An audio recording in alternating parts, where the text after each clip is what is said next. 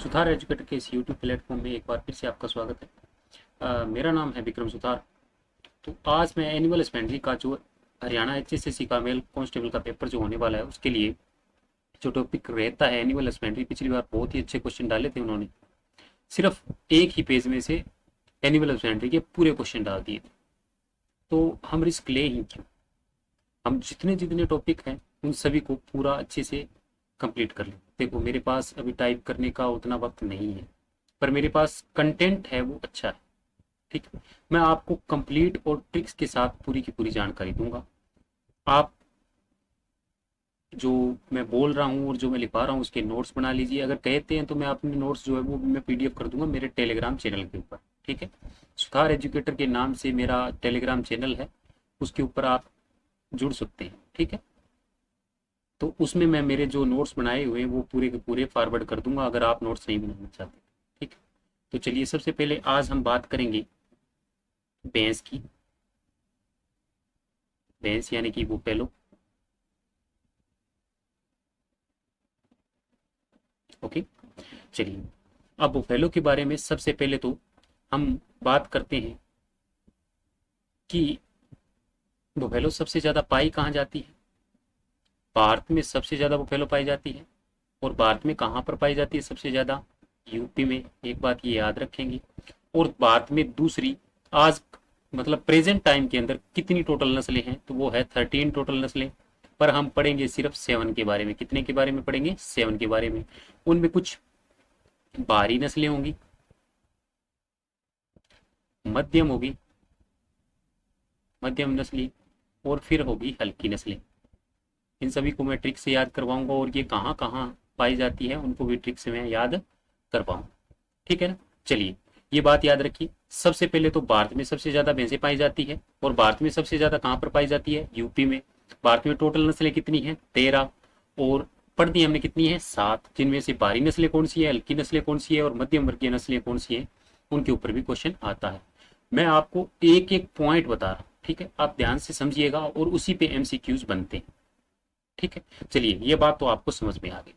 ठीक है, अब देखिए, एशिया महाद्वीप की अगर मैं बात करूं एशिया की, तो एशिया में टोटल 95% पाई जाती है भैंसें। ठीक है, जो अगर मैं पूरी बात करूं पूरे वर्ल्ड की, तो उसमें 95% अकेली किसमें पाई जाती है? एशिया महाद्वीप में। और एशिया में सबसे ज्यादा भारत में पाई जाती है। चलिए, ये बात तो आपको समझ में आ गई हो। ठीक है, अब बात करते हैं हम इनकी नस्लों की। नस्लें देखते हैं। देखो, जो 7 नस्लें हैं मैंने उनको टेबल के अकॉर्डिंग याद करवाऊंगा और उनका ओरिजिन यानी कि कहाँ से वो हैं वो भी याद करवाऊंगा। और नस्लें यहाँ पे लिख लेते हैं। नस्लें, मेरी हिंदी में गलती मत निकालना जी, मुझे हिंदी इतनी अच्छे से नहीं आती है। ठीक है, नस्लें। ठीक है, सबसे पहले देखो, एक था निजामुद्दीन ओलिया। निजामुद्दीन का नाम सुना होगा, निजामुद्दीन ओलिया का। तो हम लिखेंगे एन जे निजाम। ठीक है, निजाम। निजामू का मतलब क्या है? देखो, एन फोर होगा नीली रावी, जाफराबादी, और एम फोर है मुर्रा। ठीक है, ये तीनों की तीनों बाहरी नस्लें हैं। कौन सी नस्लें हैं? बाहरी नस्लें, याद रखिएगा। और इनका ओरिजिन कहाँ कहाँ है वो भी हम याद रखेंगे। ठीक है, मैं थोड़ा इसको अ, नीचे कर लेता हूँ।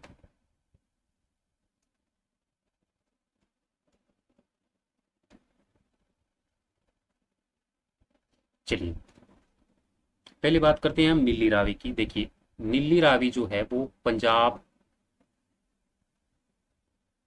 और हरियाणा में पाई जाती है। फर्स्ट क्वेश्चन तो ये बनेगा, डायरेक्टली पूछ ली जाती है भी नीली रावी कहाँ पाई जाती है, तो ये पंजाब एंड हरियाणा में पाई जाती है। जाफराबादी गुजरात में पाई जाती है, गुजरात में। और मुर्रा नस्ल पंजाब हरियाणा एंड यूपी में पाई जाती है। किसमें? Punjab, Haryana and UP. देखो, इसकी एक ट्रिक याद रखिएगा। निजामुद्दीन से एमबी मांगी मतलब नेट मांगा, एमबी होता है ना, बोल दे एमबी दे दे यार, हॉटस्पॉट दे दे अपना। तो एमबी मांगी उसने ना कह दिया। ये ट्रिक है जी। देखो, निजामुद्दीन से एन फॉर नीली रावी, जाफराबादी, और एम से मुर्रा, एम यू से मुर्रा, ये पूरा का पूरा आ गया। इसको काट दीजिए से। एम फॉर देखो, यहाँ पे लिखेंगे हम एम पी एंड ना, ठीक है। उसने ना कह दिया कि वो किसी भी सूरत से वो नहीं देगा भी, किसी भी सूरत में वो एम बी नहीं देगा, चाहे कोई भी आ जाए, ठीक है। एम बी ना, देखो एन फॉर नागपुरी, ठीक है। और जो यहाँ पे एम है इसका मतलब है महसाना, क्या है, महसाना, ये याद रखिएगा, महसाना। इसका भी बहुत इंपॉर्टेंट है, ये बारे में काफी इंपॉर्टेंट पॉइंट्स हैं, ठीक। चलिए, और बी फोर है बदावरी, बदावरी नस्ल, ठीक है। ये है मध्यम नस्लें, कौन सी हैं, मध्यम, मध्यम नस्लें हैं। और ये नागपुरी, वो उसने बोला था किसी भी सूरत में, तो ये आएगा सूरती नस्लें, कौन सी, सूरत, ठीक है। अब एक बात और याद रखिए, मैं इसको ऊपर कर देता हूँ थोड़ा सा, सॉरी।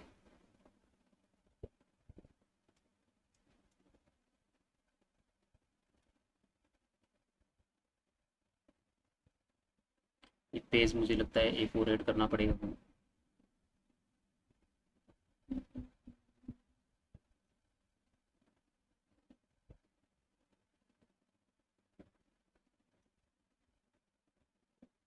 चलिए एक बार इतना ही करके फिर मैं इरेजर के ऊपर बाद में जाऊंगा, इसको इरेज करके ही हम करेंगे। तो महसाना, बदावरी, नागपुरी एंड सूरती। देखिए, महसाना जो है वो पाई जाती है गुजरात, इसमें गुजरात।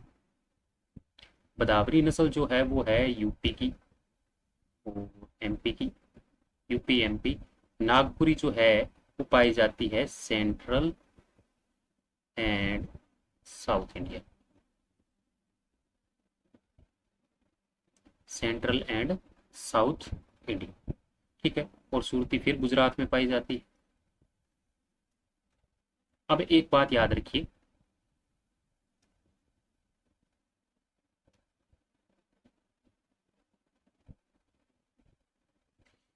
जो गुजरात में जितनी भी नस्लें हैं गुजरात की, उसको याद कैसे करेंगे, देखो उसको हम याद करेंगे।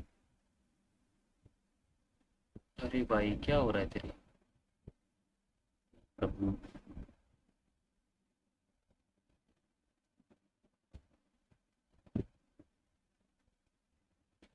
इसको हम याद रखेंगे, जेम्स गुजरात गया, जेम्स कहाँ गया, गुजरात गया। देखो, James for Jafarabadi, M T for Mehsana, S for Surti. ये दो ट्रिक्स है। पहली, निजामुद्दीन से मैंने एम पी मांगी, उसने ना कह दिया, सूरत, किसी भी सूरत में उसने बोला भी ना है मेरी, मैं नहीं देने वाला, नहीं देने वाला। जेम्स गुजरात गया, ये वो है जो गुजरात की पूछी जाती है, मोस्टली पूछी जाने वाली नस्लें कौन सी है, गुजरात, ठीक। होप सो आपको ये इतना समझ में आया होगा। चलिए, important points, points, points, points, IMP points, जितने भी इंपॉर्टेंट पॉइंट्स है वो मैं आपको सभी बता दूंगा। सबसे पहले तो देखो, सर्वाधिक वसा, यानी कि अगर मैं फेट की बात करूं, सब सर्वाधिक फेट किस कुल में होती है, तो कुल में होएगी बेड में, किसमें, बेड में। बेड में कितनी होती है, 7.9। उसके बाद में आएगी भैंसों में, और भैंस में कितनी होती है, 7.3। चलिए, अगर मैं भैंस की बात कर रहा हूं तो सर्वाधिक जो वसा है वो किसके अंदर पाई जाती है, ठीक है। मुझे कुछ पॉइंट्स है वो चेक करने पड़ेंगे, ठीक है। जो बदावरी में, किसमें, किसमें, किसमें, किसमें, किसमें, बदावरी नस्ल में, ये याद रखिएगा जी। बदावरी नस्ल में सबसे ज्यादा फैट पाई जाती है, यानी कि वसा सर्वाधिक किसमें पाई जाती है, बदावरी नस्ल, ठीक है जी।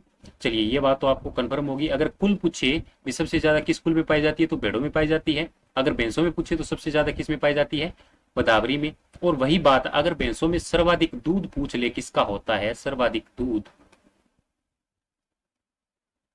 तो सर्वाधिक जो दूध है वो किसका होता है? वो होता है मुर्रा का। किसका? मुर्रा का। आप मुर्रा के बारे में जानकारी ले लीजिए। इसे काला सोना भी कहते हैं। क्या कहते हैं इसे? काला सोना। ठीक है, चलिए मैं इसके बारे में एक अलग से ही पूरा पॉइंट क्लियर कर देता हूँ।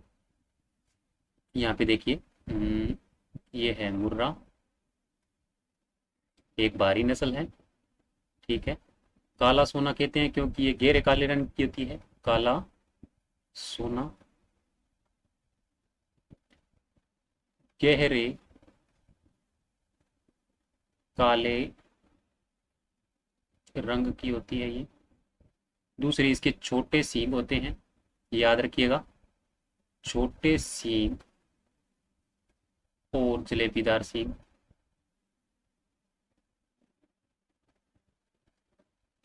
जलेबीदार सींग होते हैं इसके। ठीक है, सबसे सर्वाधिक दूध देती है।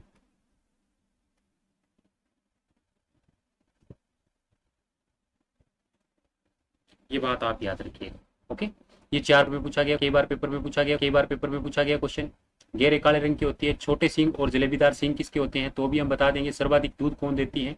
तो वो होती है मुर्रा नस्ल। ठीक है, चलिए अब बात कर लेते हैं हम सुरती की। किसकी? सुरती की।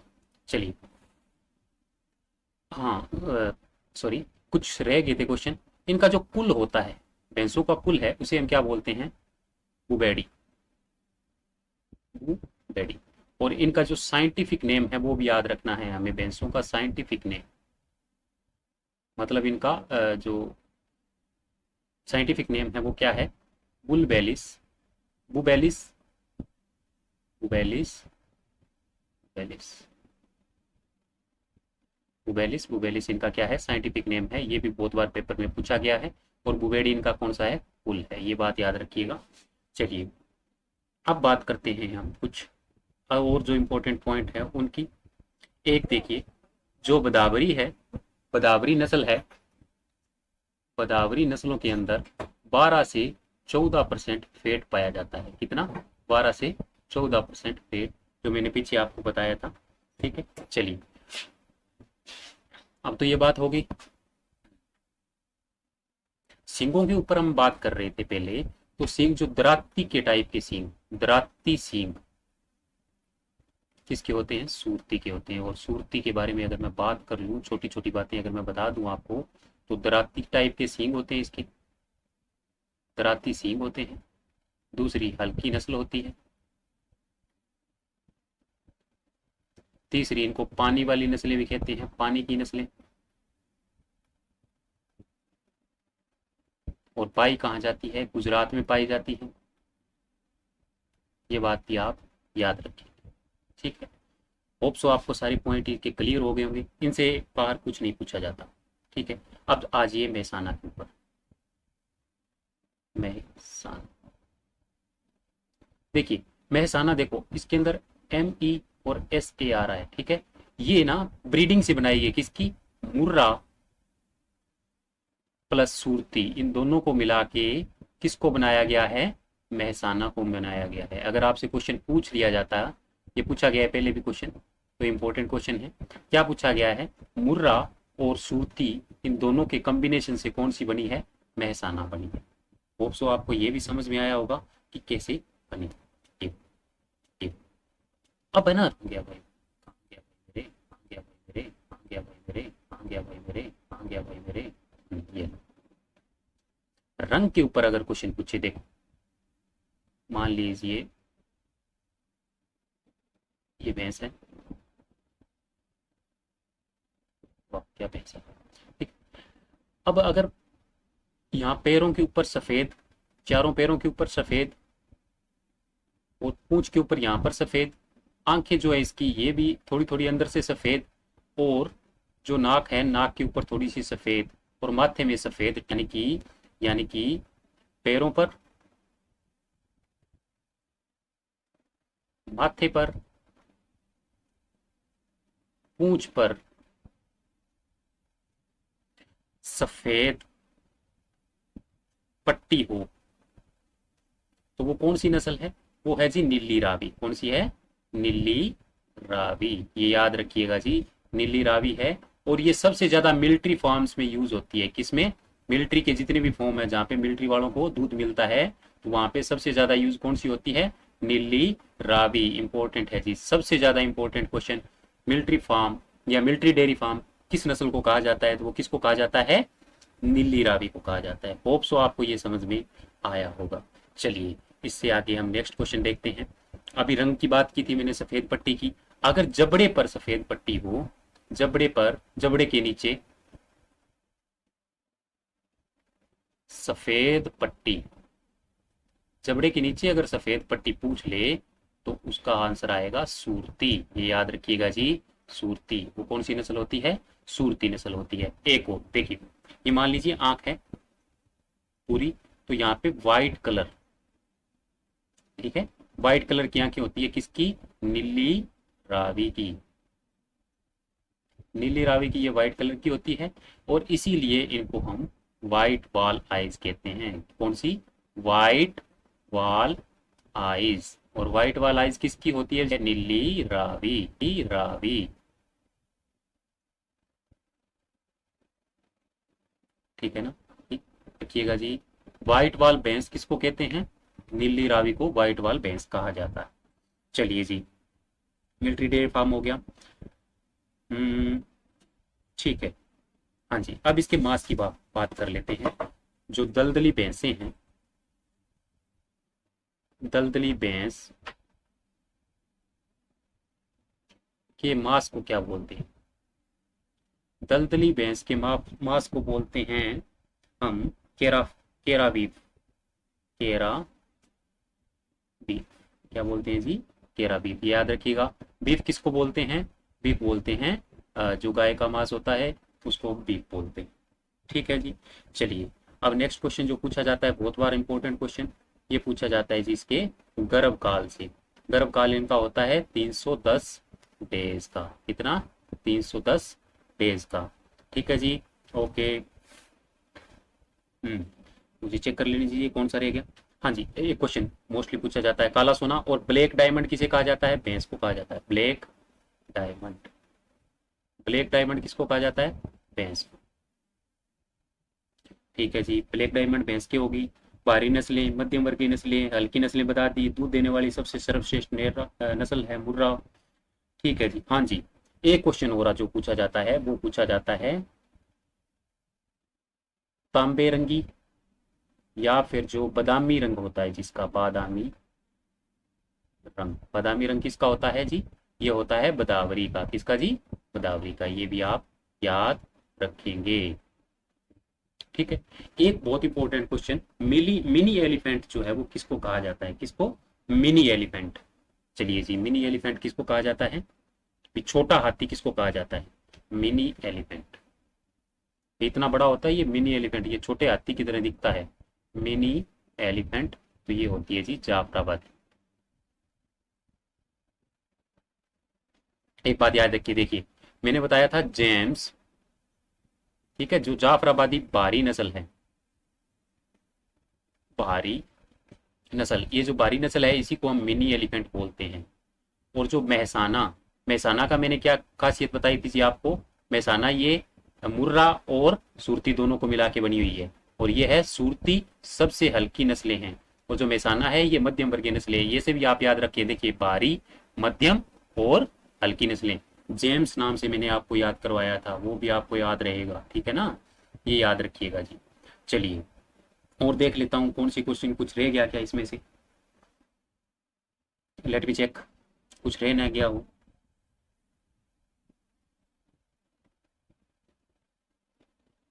ओके, ठीक है, हो गया हो गया। हाँ जी, एक क्वेश्चन ये रह गया जो पूछा जाता है, पिछली बार भी पूछा गया था। मुर्रा का दूध कितना होता है एक पर बयान? तो मुर्रा का होता है जी ये 1800 से 2500 केजी के बीच में होता है मुर्रा का प्रति बयान।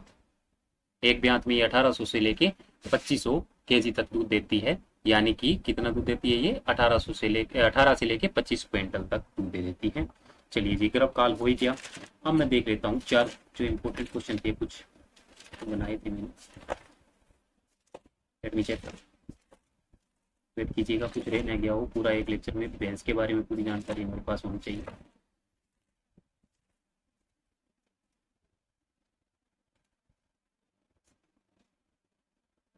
ठीक है जी, ओके, ठीक। हाँ जी, एक क्वेश्चन रह गया, राष्ट्रीय भैंस अनुसंधान केंद्र कहाँ है? राष्ट्रीय भैंस अनुसंधान केंद्र, ये हिसार पे है, हरियाणा के हिसार। अरे ठीक है, मैंने सारे इंपॉर्टेंट पॉइंट इसके अंदर मैंने डिस्कस कर दिए हैं। किसके अंदर? ये पूरे लेक्चर के अंदर। होप सो आपको सब समझ में आया होगा और आपने नोट्स भी बना लिए होंगे। अगर आपको नोट्स फिर भी चाहिए जो मैंने बना रखे हैं, तो वो आप मुझे मेरे टेलीग्राम चैनल सुथार एजुकेटर पर मैसेज कर सकते हैं, मैं आपको पूरी की पूरी डिटेल वहाँ पे दे दूँगा। फिर भी आपने ये पूरे पूरे नोट कर लिए होंगे, बेस से इससे ज़्यादा क्वेश्चन नहीं बनेंगे, ठीक है। लगभग 50 पॉइंट्स जो मैंने दिए हैं, इन 50 में से ही क्वेश्चन पूछा जाता है। जैसे पिछली बार जो पेपर हुआ था कांस्टेबल का, उसमें पूछा गया था भैंस और गाय का कुल कौन सा है, जो मैंने आपको बता दिया था वो बेटी। एक बार पूछा गया था काला सोना किसे कहा जाता है। तो इस तरह के क्वेश्चन ही आते हैं। भारी नस्लें कौन सी है, हल्की नस्लें कौन सी है, मध्यम वर्गीय नस्लें कौन सी है, इस तरह के क्वेश्चन पूछे जाते हैं। ठीक है जी, होप सो आपको ये पूरा का पूरा लेक्चर जो है समझ में आया होगा, मेरी मेहनत आपको अच्छी लग रही हो। देखिए एचएसएससी की जो कांस्टेबल है उसके अंदर जितने भी टॉपिक मैं कंप्लीट करवा पाऊंगा पेपर से पहले पहले, मैं कोशिश करूंगा आपको वो कंप्लीट जानकारी मिल जाए। ठीक है ना जी, तो आज के लिए इतना ही। और मेरे जो चैनल है उसको आप सब्सक्राइब कर दें और शेयर भी कर दें अगर अच्छा लग रहा है। ठीक है ना, धन्यवाद।